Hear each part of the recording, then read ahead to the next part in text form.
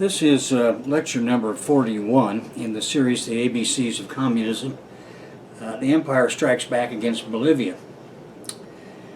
And it will be chapter 58 in next year's edition of ABCs of Communism, Bolshevism 2017. But at any rate, I think most of you who've been watching this know that it was 40 years ago that I went to the Central Andes for the first time. Now, Bolivia and Peru are part of the heart of the Central Andes, as you know by now.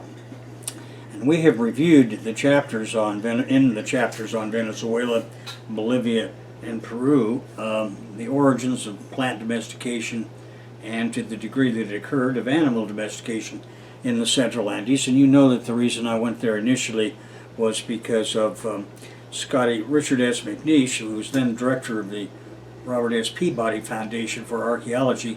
At that time, it was located in Andover, Massachusetts. My longtime association with Carlos Prieto in Mexico City was another reason for my accepting this 1986 assignment. My appearance in the heartland of South America only a decade after the murder of Che Guevara by CIA puppet forces was more complex than one might have thought based only on my justification for being there. At any rate, I've covered much of that detail in my autobiography. For those of you who are interested, you can go back and read through that. That's called the Idaho Smith Search for the Foundation, and most of that is in volume 3, I think it is, Shining Path, Peruvian Revolution. At any rate, the lay of the land in the Central Andes, and especially in Bolivia, was just as complex as my reasons for being there.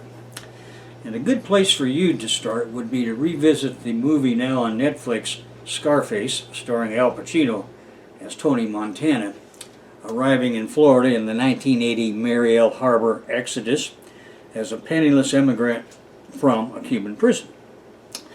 And those of you who've seen it know that Montana makes a deal with a Bolivian drug lord that nets him many millions in hard cash in a fairly short period of time.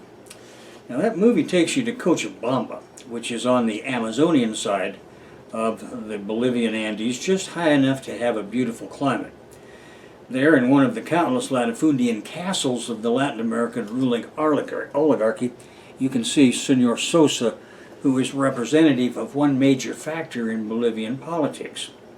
In my book, Shining Path, the Peruvian Revolution, I describe rescuing a young ruling class girl at the Jorge Chavez International Airport in Lima, Peru, and we drove across the Andes to her father's similar home, similar to Sosa's, which at the time she had described to me as a ranch house. Upon arrival, we found what I could only think of as an Iberian castle, surrounded by a gigantic wall. Well, if you're interested in that trip, go ahead and read the book, but Sosa's latifundian estate in this movie Scarface reminds me of that experience, and thus it's a good example of the kind of castles that have inundated South America for 500 years. These are the physical cores of the fascist reactionary classes, and their owners are the natural allies of the gringo imperialists and their flunkies in the CIA, DEA, NSA, and their mechanical operators, which are primarily NED, the Endowment for Democracy, USAID, NDI, National Democratic Institute, NRI, National Republican Institute, the U.S. National Chamber of Commerce, and the US AFL-CIO International Division. These are the primary mechanical operators for the CIA, the DEA, and the NSA in all of Latin America. Now, opposed to this landed oligarchy at that time were the armed guerrilla forces in Peru and Bolivia, the PCP-SLCM, Communist Party of Peru, Shining Path of Carlos Mariátegui, in English, was one of them. There was a trot group in Peru under Hugo Blanco, and his operations extended occasionally into Bolivia. There were independent Marxist forces pledging loyalty to the now dead Guevara, and still another armed group within the Andes. The most important entrepreneurial groups were the cocaine traffickers. They bought basic and washed paste here in Peru and Bogota, Bolivia, and moved it to Colombia for processing if they were big enough. Others, not as large, did it themselves in place. The police and the army were still another interested group. They worked on top of their day jobs in the state apparatus, moonlighting for one of the middle-level trafficker bosses, usually one of their own superior officers, and sometimes ambitious individual cops set themselves up as cowboy operators, hoping to find a way to make it big. In that movie Scarface, you'll see some of those cowboy operators arriving in Miami with a couple of kilos and then hoping to rip off, in this case, the guys that Scarface or Tony Montana are working for, and it didn't work out very well for them since they end up dead the first few minutes of the movie. But at any rate, of the political parties on the scene we have reviewed in the previous chapters, the rise of the Communist Party in Bolivia, and then the rise of the counter-revolutionary Trotskyist movement. When I arrived in Bolivia, the communists were divided between those towing the modern revisionist line out of Moscow and the remnants of Che Guevara's experiment. When I returned to the USA, my first experience with Bolivian Trotskyism was by an author maintaining that the Bolivian working class had been so atomized, this was his phrase, that it was beyond help. Now, I didn't pay too much attention to this at the time. I knew from my recent visit to Bolivia that there was massive popular discontent, and that if needed, it only really needed to be organized. I also knew that the Trots never recognize real opportunity, or if they do, they are incapable or unwilling of doing anything about it. In the U.S., SWP bosses, for example, told me in 1965 that it was impossible to organize people against environmental degradation. This, in fact, I had brought up the fact that the first thing I noticed upon arriving in Los Angeles in 1965 was the smog and the mile upon mile of cars piled up on the 5 and 405 freeways. But the Trots and the SWP refused to recognize the opportunity. Not long thereafter, the environmental movement kicked off, no thanks to them, and became the single biggest mass movement in California history since Upton Sinclair. At any rate, so their opinion of what could be done in Bolivia didn't mean anything to me, because as usual it was just a lot of negativity.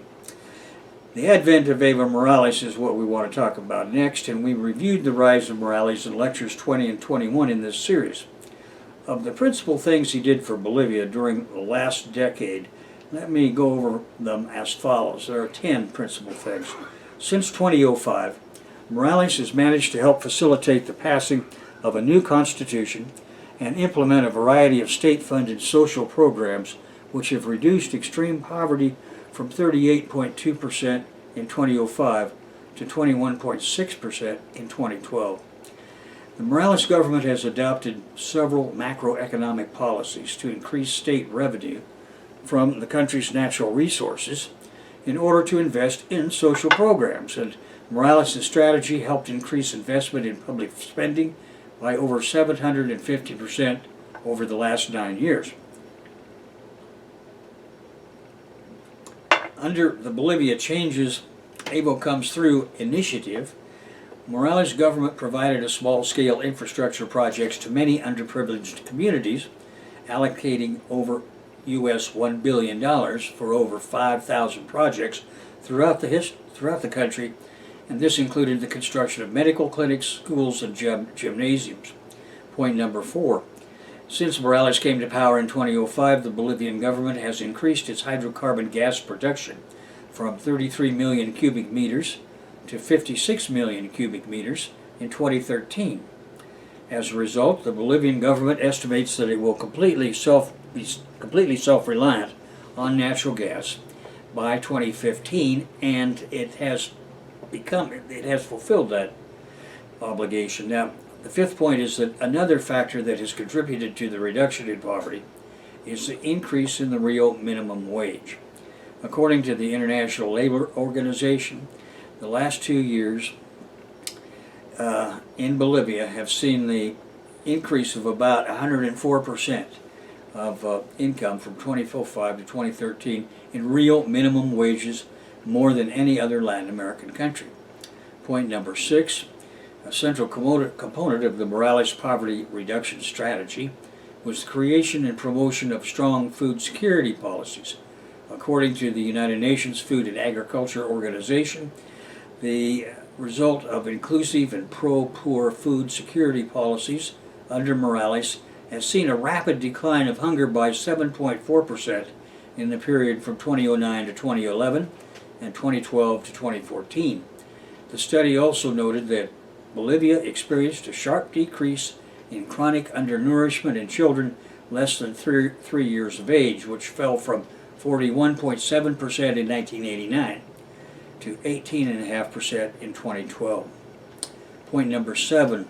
Another significant political achievement under Morales was the approval of a new constitution which incorporated many important changes, including Bolivian investment priority over foreign investment, and increased autonomy and political participation for the country's indigenous population. In 2009, the Morales administration pushed forward a new constitution which recognized the traditional uses of the coca leaf for the first time in Bolivian history. Bolivia then successfully petitioned the United Nations for a reservation that legally permits coca growing and its licit uses within Bolivia's borders. In July 2014, the UN issued a report which found that the cultivation of coca in Bolivia fell 9% last year and a massive 26% in the past 3 years. Now, point number 9, since 2005, industrialization has become a key aspect of Morales' economic policy, particularly in the area of transportation and energy production. The industrialization initiatives also form part of a broad strategy to transform this South American nation into a regional energy hub. And finally, point number 10, from a macroeconomic perspective, Morales' government has made significant progress from 2005 to 2013. Its total GDP growth tripled. Bolivia has also managed to increase its international reserves to 48% of its GDP. U.S. imperialism's most recent conspiracy against Bolivia, and remember that these guys never stop. It's a whack-a-mole thing for them.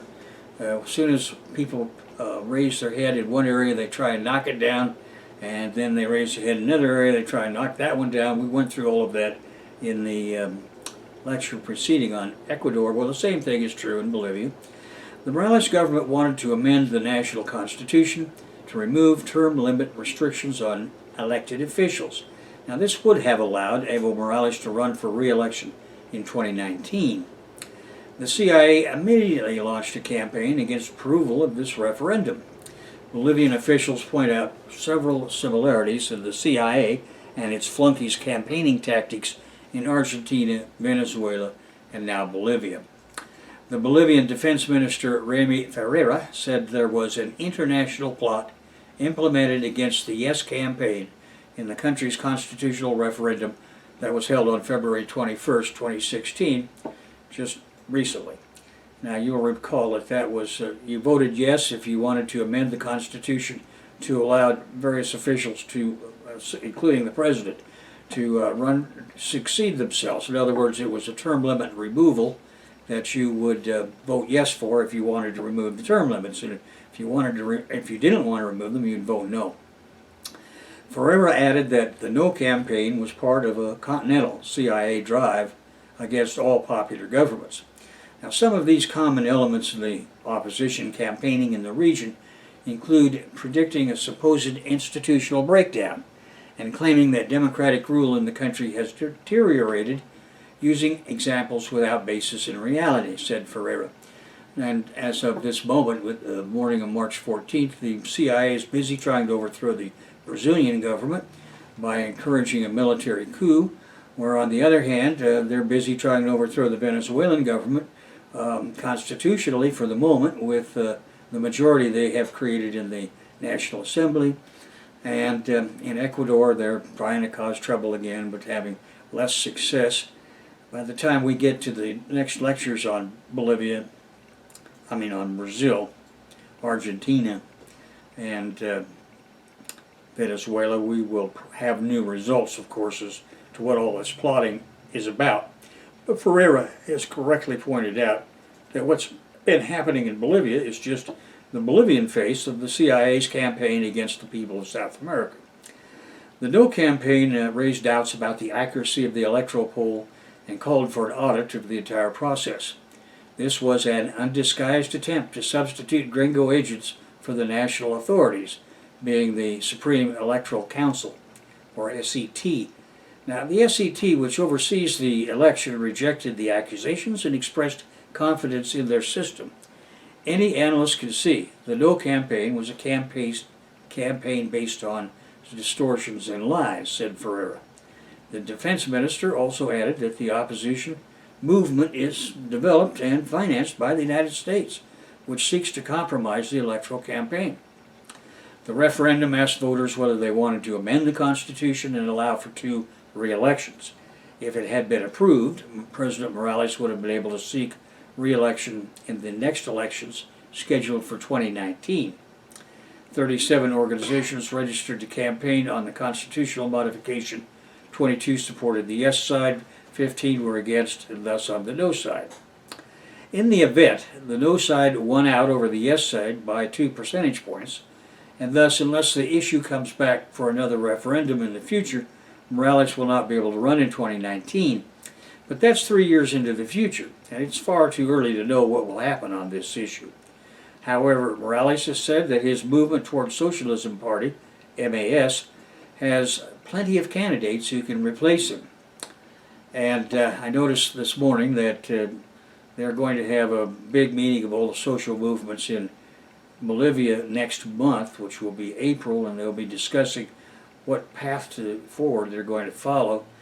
I also noticed this morning that Morales' popularity is at 58%, and there's no reason to believe that it will shrink at all. Supporters of Evo Morales and his movement towards socialism were still celebrating their dramatic victory in 2014 elections when the president was already being asked if he was considering running for president in 2019, and Morales responded that he was too busy thinking about the upcoming term and had not yet considered an additional term, saying that the people will decide. It is a position that he has steadfastly maintained, and the push to change term limits has instead come from the grassroots, who say that Morales is deserving of an additional term in order to complete the work his government began when it first came to power 10 years ago in 2006.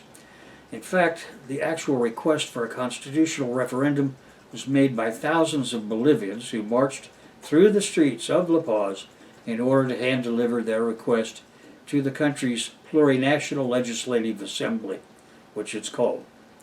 Workers and social organizations will not jeopardize this process of change, and that is why we are supporting the re-election of President Morales, said Rolando Borda of the Santa Cruz Regional Workers Center in September 2015.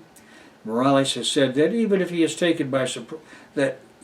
has been taken by surprise by the outpouring of support for social movements for his re-election.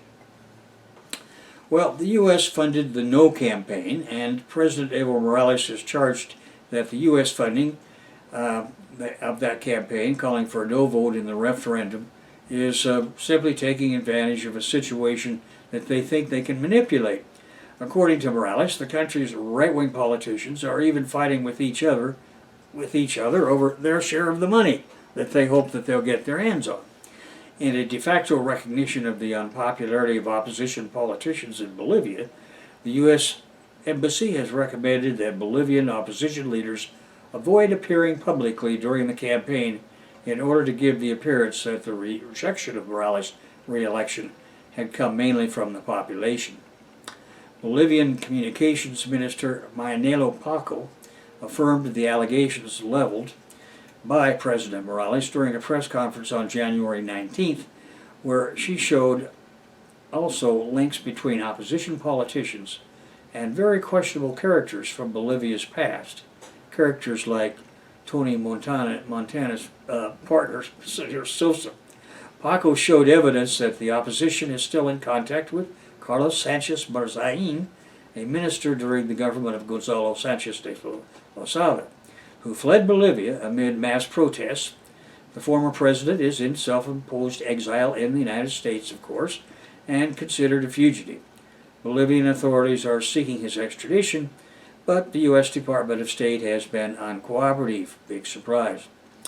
I'm not sure whether the money is sent by the corrupt criminals who fled to the U.S. or by the U.S. State Department, said Morales, referring to the Bolivian opposition leaders that have found shelter in the U.S. The U.S. support for the no side is unsurprising, as the Morales government has a volatile relationship with the U.S.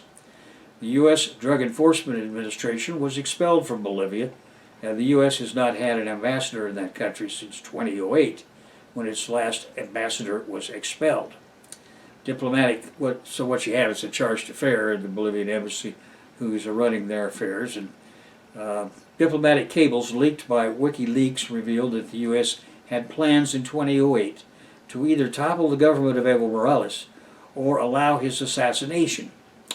Morales is a steadfast critic of U.S. foreign policy, as you well know, especially when it comes to the war on drugs, including the rights of Bolivia's traditional coca growers. Morales cut his teeth in politics as a leader of the coca growers. This was his way of overcoming the Trotskyite atomization of the Bolivian working class. The No campaign engaged in dirty tricks. In January, opposition politician and three-time defeated presidential candidate Samuel Doria Medina attempted to smear President Evo Morales by alleging that he had recently received a U.S. $200 haircut, representing a receipt as proof. The receipt shared by Doria Medina on Twitter turned out to be false, and the politician deleted his tweet. So it's just something they made up, like they're always doing. The episode served to show the depths the opposition is willing to go to in an effort to defame the president, especially during this electoral period. Bolivian President Morales has accused the opposition of carrying out a dirty war against him. Another opposition politician, Filiberto Escalante, claimed that Morales' entire family was managing the state-run oil company YPFB, and that the nepotism Morales used to criticize when campaigning for the presidency was actually worse now. That charge also turned out to be completely false, as Morales' sister works at a hospital and his other siblings abstain from politics altogether. Now, we've heard so many slurs in the past days that the only word that comes to mind is the dirty war and the opposition's policy. Although this is not surprising, they used to call me the Andean bin Laden, said Morales in December last year. The Yes campaign, on the other hand, is running a positive campaign focused on the achievements of the Morales government, and since 2006, in a door-to-door effort, the campaign deliberately targeting Bolivia's young people to talk to them about life in Bolivia before the Morales government. They even created a humorous parody video of the trailer for Star Wars, The Force Awakens. In the video, the Evo Morales face is overlaid on several Star Wars characters that represent the Force, or the good guys. Former President Gonzalo Sanchez de Lozada and his defense minister, Carlos Sanchez, represent the dark side. Millions of Bolivians did vote. Bolivia's Supreme Electoral Tribunal announced that 6.5 million people were registered to vote in February's national referendum, representing a 3% increase in the number of new voters since the last referendum in September 2015. Voting is compulsory in Bolivia, thus there is little doubt that the will of the people will be expressed. And it was expressed on February 21st. Nonetheless, the opposition is trying to undermine the legitimacy of the electoral body and the vote, which is a standard tactic in the region. Some private media outlets inside Bolivia have suggested irregularities in the electoral register. We can ensure not only the reliability of our data, but also the access of this information to every citizen, said Katia Oriona, president of the SET, the Supreme Electoral Tribunal. 37 organizations registered for yes and 15 as no, as I said before. Okay, more on the accomplishments of the Morales Revolution. Now, a comprehensive list of all of the projects initiated by the revolutionary government of Evo Morales will be in the 2017, that is the 13th edition of this book. For the moment, I want to review some of the details of what the government faces on my own experiences. One serious problem in Bolivia remains, and that is the long history of Trotskyism, especially among minors, has continued. Now, it's the next several generations of those who followed the Trot movement during World War II, but they still are there and are joined by a variety of other ultra-leftist and anarchist groups. In the referendum, the CIA relied on these groups to aid and assist the fascist foci of the Senor Sosa types. And it may be useful at this point to review some of the issues that we discussed in the earlier chapters of this book about Trotsky and Trotskyism. Trotsky's obnoxious personality too often sidelines the serious errors in his thinking. Trotsky was always a very shallow thinker, in my opinion. You see this again and again in his military ideas. For example, the idea that cavalry was bourgeois as opposed to proletarian, because the former relied upon horses and the latter on locomotives, he maintained was proof that the modern war of the Red Army variety should rely on the latter and cavalry should be dismissed. Reality forced Trotsky to renege on this idea in time, and he came to grudgingly agree with Stalin that cavalry in the Russian situation was essential. Thus the Second Red Cavalry Army was created, and he handpicked Gaya as its commanding general. That was an appointment the Bolsheviks would soon regret, and was made because of Gaya's agreement politically with Trotsky over a broad spectrum of issues. Gaya would fuck up the entire campaign against Warsaw by missing his left turn north of that capital, ending up interned in Germany. Trotsky was completely wrong on the issue of art and literature. He maintained that previous works in both these areas had lasting historical value superseding class struggle interests. Leninists and Stalinists, of course, saw the situation differently, meaning they believed that all art and literature is a superstructural reflection of a class-divided social base. One of Lenin's most important contributions to this discussion at that time within the Bolshevik Party was his assertion that motion pictures were the greatest art form of all time, because, he said, the motion pictures industry required the inclusion of every other art form of art, literature, and music. Now, this has certainly proven to be the case in the century that has passed. You will recall that Lenin severely criticized Trotsky for his submission document on the trade union issue, saying he could not believe that Trotsky could submit a document so clearly flawed in every respect. When you read that document, you can see that it is just flowery talk about Soviet trade unionism and nothing concrete about what is to be done at the moment. The problem is that Trotsky's eloquence in speaking is the sum and total of his thinking. It's one thing to propagandize, and it's another to believe that what you say is the totality of truth of the matter. Trotsky's eloquence got him into the Bolshevik Party because Lenin needed his big mouth in the Petrograd City Council. The same oratorical ability gave him the support of the Reds needed among the troops as they built the Red Army. But having a big mouth could not substitute for organizational ability, and in the trade union matter, for example, it was the organizational question which required hard work to get a handle on and resolve. The simple truth is that while Lenin never wavered from elementary Marxism in any way, Trotsky never accepted it. Trotsky took from Marxism what he wanted, and as Spain's feudal rulers took capitalism in their way, Trotsky took Marxism in his way. In other words, Trotsky was never a Marxist. Today, ultra-left ivory tower intellectuals are using up forests, printing documents, and using internet space writing silly diatribes. Silly in their use of unintelligible, oft-invented by them language. Among this coterie are persons who identify as Trotskyists, and there are no shortage of them in South America, especially in Venezuela and in Bolivia. They constitute a special danger for revolutionaries because they claim allegiance to the revolutionary movements of Chavismo and Evo. In fact, they are equally dangerous to the fascist foci of the Sosa types and their CIA allies. Frequently, the Trots are actually CIA agents, just as revisionists in the USA under the FBI Special Agent Sam Webb.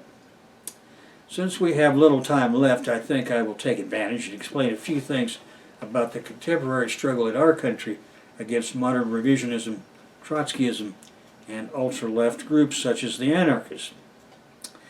First point I want to make is that your textbook, began after I read the FBI's pamphlet, supposedly written by Sam Webb back in 2004. It was my thought at that time that the way to counteract all this counter-revolutionary revisionist propaganda was by writing a true account of the origins and development of dialectical and historical materialism. That is why the first few editions of this book were called Fundamentals of Historical Materialism, the first one with the subtitle Bolshevism 2005. The title changed as I began to become more perceptive about the press and the role of lectures on the internet. YouTube, in this case, and the series The ABCs of Communism, Bolshevism 2016, is the most recent version of that book. Each subsequent edition has had the purpose of expanding the history of the growth of the international communist movement. Point number 2. The advent of Mr. Comey as FBI director brought a new factor into the many decades-long program of infiltrating the CPUSA by the FBI, a program that began under J. Edgar Hoover back in the 1930s. Comey inherited Sam Webb, who was not just a registered informant like the others recruited during the tenure of Gus Hall, who was Nikita Khrushchev's resident boss of that party. By the time Comey arrived on the scene, the FBI had succeeded in planting one of their own special agents into the CPUSA as party boss. However, Comey found that Webb had failed to maintain ideological control over the FBI front party, which is all the CPUSA was by the time he took over. Particularly in that Webb had failed to shut down me and my projects, specifically this textbook series and this series of YouTube lectures. Point number 3, my sources tell me that Comey could not believe that after having spent $1 billion over the decades since the penetration started, and actually he couldn't get a handle on how much in reality they had spent because this program had been going on since the 1930s and even they didn't know how much they'd spent. In the end, he decided to just use the phrase, at least $1 billion. So all that money and time had gone down the drain. What to do next? Well, the FBI decided to try and create a new Communist Party that would have the possibility of becoming accepted. For this purpose, they designed a plot to break the Becker brothers out of the Workers' World Party. The latter became a Trotskyite party in the USA, that is, Workers' World, started by a guy named Sam Marcy, that had broken out of the original party authorized by Leon Trotsky himself called SWP, that is the Socialist Workers' Party.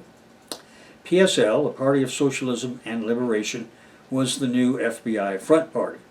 It was to work toward achieving respectability among the Marxist-Leninist left by disguising itself. In this case, that meant on the surface never mentioning their inherent Trotskyism.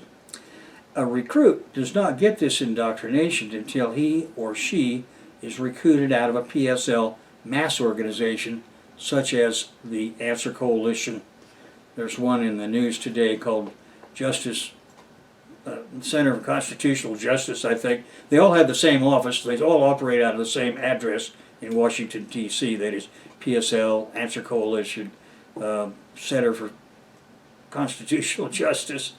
There are other such mass organizations, but at any rate, to date, the Answer Coalition has been the most important and most successful in reaching into the masses of anti-imperialist youth. Naturally, they put the bad mouth on this, your textbook, and on this accompanying series of lectures.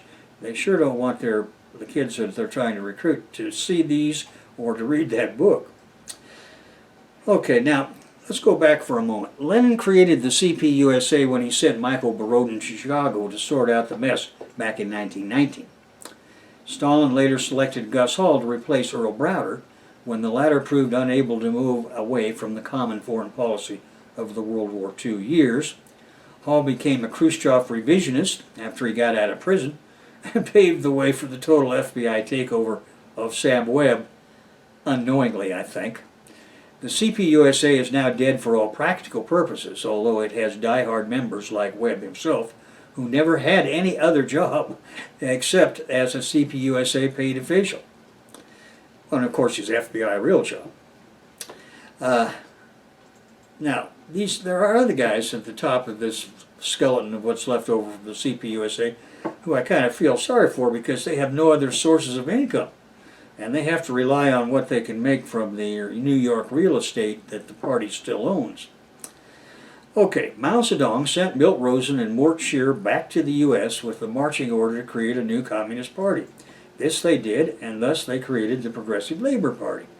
However, they proved unable to understand the Chinese Party's decision to return to Lenin's new economic policy. And return may not be quite the right word. What the Chinese have done is to take Lenin's new economic policy idea of multiple ways, capitalist and state-owned ways of moving forward, and develop it. But in a sense, it's a return historically to what Lenin wanted to do with NEP and was unable to do because of the situation of international isolation. Stalin had no choice but to move in the direction of the almost totally state-owned economy of the 5-year plans. But at any rate, PLP gradually disappeared when the leadership could not understand what was going on in China, and disappeared in fact, if not completely in name. Well, this book and the accompanying lecture series provide the needed data and clarity for the next generation of communists to build a new party and the North American road to communism. My work here is done because of my age and health. At any rate, point number 7, the PSL remains a threat as it is at its height in terms of its disguised penetration of the mass movements in the USA. So I have a little work yet to do, which is usual is simply to continue the expanding editions of your textbook and the accompanying lecture series on YouTube.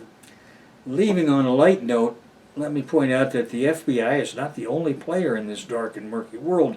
In Los Angeles, the LAPD Red Squad sends in its own operatives, if you can call them that. One I used to get a particular kick out of when I was there was a guy who would show up frequently with his mother.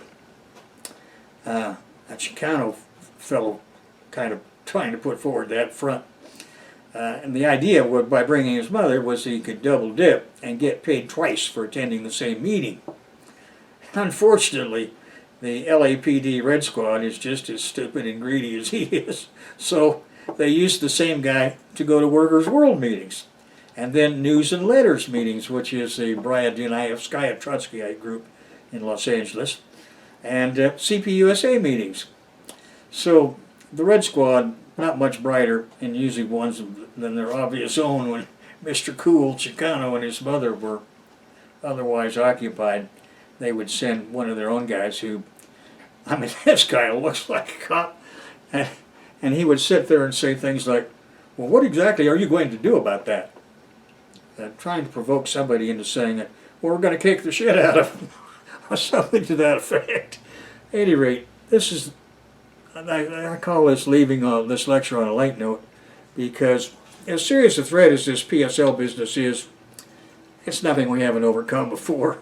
It's kind of humorous in a lot of ways, and if I were you, I wouldn't worry about it. What we need is for some group of young people to read this book, watch these lectures, and go and do the job I would have done if I was 50 years younger. Well, with that in mind, I'm going to conclude this lecture number 41, and next we're going on to Peru. Let me say that Peru is getting ready for national elections, but the Death Star, the U.S. Embassy there, is losing control of the situation. And I'm not sure what the hell is going to happen there next. But we will be reviewing how the empire is striking back against Peru in the next lecture.